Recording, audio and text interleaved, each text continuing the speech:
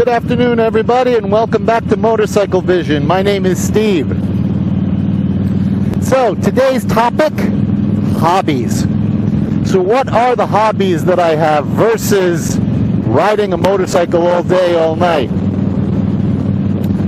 Well, I don't know. Maybe my wife is right and what I'm having is a midlife crisis, but like I like to tell the family, there's no crisis if you're having a good time. So over the past couple of years, obviously you know if you're watching this channel, I picked up motorcycle riding. I haven't been doing this all my life. This is, I think this is my second year riding a motorcycle. So my other hobby, I always wanted to play the guitar. And, you know, it's not for lack of opportunity that I didn't. When I was a kid, I don't remember how old, I want to say 7th grade, so what are you, 13? I told my parents I wanted to play guitar. And they went out and they got me a guitar. It wasn't anything fancy. It was like a no-name brand guitar. Oh, look at this. Hold on, please. It was a no-name brand guitar. Well, you know, the problem with playing guitar is you have to take lessons. And I was 13, and I just wanted to pick up the guitar and be able to solo. I didn't want to take lessons. So for like the first couple of lessons, this guy would come over and tell me, okay, we're going to learn how to play E chord, A chord, G chord. Now you practice and I'll see you next week. No. And on top of it, he gave me this music book and would play songs like, you know, boat, boat, boat, off we go. Stupid things like that. And I'm like, boy, couldn't be less inspiring. So the guitar gathered dust for 30 years until it eventually fell apart. And if you're a guitar fan, you're like, oh, you didn't take care of it. Look. It was a no-name brand guitar. It was made of plywood. It wasn't a, you know, it was an upgrade from a toy. But, you know, I didn't touch it anyway, so it didn't really matter. So anyway, guitar fell apart.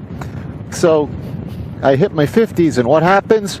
Hey, the guitar sounds like a good idea again. And I went to Guitar Center because they had the free guitar lessons, you know, take one, you know, sign up for a free one and then sign up for 100 more. So I took the free one. Guy turned me right off because it was like, no, we're going to practice the E chord. Then we're going to practice. I'm like, ugh, no. So then afterwards, what happened was I decided, I found a guitar site, a guitar self-teaching site. I don't know this guy, not doing a promo for him. I'm not paid to say this, but he's really good. It was called Justin Guitar, JUSTIN Guitar, all one word, .com. He's like a fellow from England, and he's just really good. And the way he teaches you is he taught me to play an E chord. And he shows you how to do it, and he strums along the E chord with you, you know, ding, ding, ding. Then he puts it to a song. Then he teaches you another chord and another song, and another chord and another song. And what happens is you don't even realize you are practicing. You are, but you have no idea that you are. You actually go, hey, I'm playing something. No, you're really just practicing. So using this guy's website, and it was a free website, I didn't have to subscribe to it. Using this guy's website, I got better. And then I bought a better guitar. And now it becomes a story of the Goldilocks and the Three Bears. So I bought one guitar. It was a Breedlove. I love the Breedlove. It's fantastic. It's an acoustic guitar, and it sounds fantastic. And it sounded fantastic until I got the strings changed. And I didn't put on the wrong strings. I put on the manufacturer's recommended strings. And when I put them on, the guitar sounded very pitchy, trebly, high-pitched. It just didn't sound like what it always sounded like. And I went back to Guitar Center, like, oh yeah, that's normal. You know, after the strings aren't so new, this tone will come down. And then I called Breedlove, and they said the same thing. And then I called the manufacturer of the strings, and they said the same thing. Well, it did come down, but it never came down to what it was. I still can't explain it. So I bought another guitar, Martin guitar. Now getting into some heavy-duty money. So I bought a Martin guitar, and I call that one my Darth Vader of guitars. It's a lovely guitar. It's fantastic. You can feel the difference in the quality. You could smell, it smells like It smells like a wood furniture store. It's fantastic, but it is deep, man. It has got a lot of bass. And coming from such a pitchy Breedlove to such a bassy Martin, Goldilocks still wasn't happy. So what we did this time was I went out and I bought a Taylor, because the reputation of Taylor was it's right in the middle. It's not too deep. It's not too pitchy. Well, I bought it. It is exactly what they say. It's right in between. It's not as deep as the Martin. It's not as pitchy as the Breedlove.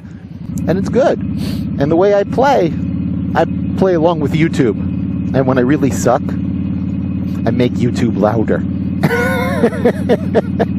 But I mean, I play it, and I play it pretty good. So 2 years into it, I guess I'm a guitarist and a motorcyclist. I'm a novice at both. I play the guitar about as well as I ride the motorcycle.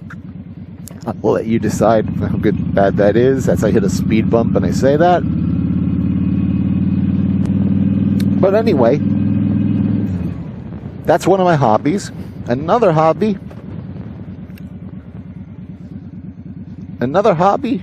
I'm into electronics. I love electronics. I love computers. I don't think I mentioned it before, but for a living, I work with computers. I guess my title is actually like a computer engineer. So I don't work on PCs, but I design systems. And, I manage groups of developers and people who design systems. So I guess I'm kind of an engineer. But, at home, I look for old stuff. I've done this since I was a little kid. When I was a little kid, I used to go to garage sales, and I used to look for old radios, ones that didn't work. If it worked, I had no interest. I wanted the ones that didn't work. And I used to take them apart, and then I had to go find tubes for them. They were like World War II radios. I'd find tubes, and I'd get them running. And when they ran, okay, no more interest in this anymore. Well, that never went away. So me and my son was younger then, but he was, I want a MacBook. And I was telling him about the original Macs, and that was around the time Steve Jobs died. And they came out with that, they were showing the commercial for the movie when he did that prototype, when he came out with the Mac, and it came out in front of stage and said hello to everybody. The original Mac. A lot of you will remember it. So I went to Craigslist, and I found an original Mac, and I bought it. And this was not like a standard Mac. It came with a case. Okay, granted, the case is as big as luggage. But it came with a case. It came with an external 20 gig hard drive. In those days, unheard of. And it came loaded with software. And that's where the treat came into it. So it comes loaded with software. And on there is Microsoft Excel version 1. Word version 1. Those kind of games. I don't know if a lot of the kids today wouldn't know about it, but at the time there weren't graphics.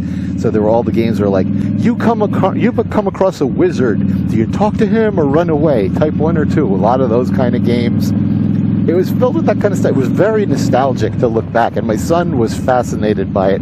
And I got to tell you, my son at the time was 12, 13, and he was able to take it out of the case, assemble the whole thing, hard drive, keyboard, mouse, the whole thing, in 5 minutes without talking to me and never having seen one of these things before. So, that's a tribute to the way they designed those things. But I still have it. It's a great little machine. How much can you use it for? And it had a modem built into it. That thing's so far ahead of its time. But, it's a great little machine, but that's a hobby. I tried to teach myself programming.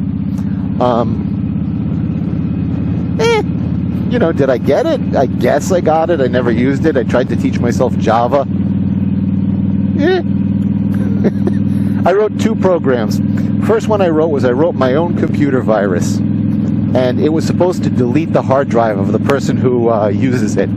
Well, I tested my computer virus. It worked fine. I wiped out my program and my hard drive. Guess the virus was good, but it took itself out. Wrote another program, which is a lottery program. So it goes out, it picks the winning lottery numbers for the day. I ran it, I went out, I bought the tickets, I lost the lottery. 2 successes. Oh, look at this. They have a car wash. What am I going to do with that? You know, I'm tempted to stop, but these poor little kids, they're going to burn their hands. You ever try and wash a hot motorcycle? I'm trying to think, do I have other hobbies? I have a thing for speed, probably how I got into motorcycles. So I have a classic 1979 Smokey and the Bandit Trans Am. I love that machine. I love that machine. That's all I can tell you. That machine is family. That machine is not... In 30 years, I don't believe that car has once seen a rainy day or a snowy day. Even when it's too hot to go out, I don't want it to overheat. So it only knows perfect sunny 70-degree weather. That's it. Usually to get it started, I have to get it jumped because it spends so much time in the garage. It needs to be jumped just to get started. It sports a CB radio, AM, FM cassette. It's right out of 1979. It's a timepiece, but it's beautiful. It's just beautiful. One day I may do a video for it. The only thing is, I mean, the channel's called Motorcycle Vision, and I'd be spotlighting a car. Not sure it's appropriate. But you know what? I mean, if you're into vehicles, this car is a treat to look at, and it's such a treat to get in behind. It's not like today, the fuel-injected cars and stuff like that. It's, you step hard. Like, I'm used to driving my regular car that I drive to work. And you know, your foot goes into a certain position, and you know that position's about 50, 60 miles an hour, and you don't think about it. I did that with this car, and it was on the highway. In the middle of the highway, it spun its wheels and smoked. And then it shot me back into the back of the seat. A lot of power in that machine. See, another hobby, I love boating. Not sitting on a lake making it, you know, having a calm day. Power boating, again with the power. I love motorboats. I love them. They are so much fun. They are, you know, the car of the water, and a jet ski, that's the motorcycle of the water. I love those kind of things. Never did anything in the air. Never tried to fly a plane. I did fly over the Grand Canyon once in a helicopter, and I held the stick for almost 10 seconds. But that's about it. I have a movie of it. It's so unthrilling to hear me go, "You got it? Yeah. All right, take it back now." Okay. I should put the clip here and just show you that. It's literally what it is. You're like, okay. But technically, I could say I flew a helicopter. Do I have any other hobbies? I think that's all of my hobbies. You know, so they don't really jive with my version of what, you know, what does a motorcyclist do for hobbies? You know, you typically picture, oh, so they hang out with other motorcyclists, and they go to bars, and they go for long group rides, and they do all this kind of stuff. So I'm home trying to teach myself a guitar with a British guy on YouTube. I'm taking apart old computers and radios and putting them back together. Or I'm riding this. So I'm not really your typical motorcyclist, but I'm not really your typical anything, to be quite honest with you. So I'm curious, what kind of hobbies do you have? And if any of you are learning to play the guitar, can anybody tell me how you do a bar chord? For the life of me, come on, man. I've been trying for a year. Bar chords, when you put your finger across the strings and hold it down while the other fingers, you know, form the shapes you need. I can't do it. My finger doesn't work that way. Does anybody know how to do that? I'm ranting. I'll let that go.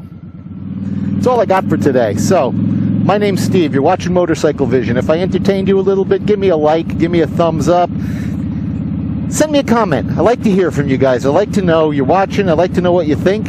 And subscribe. Hey, it doesn't cost you anything. And maybe entertain you just a little bit. Talk to you later. Have a wonderful day. Bye-bye.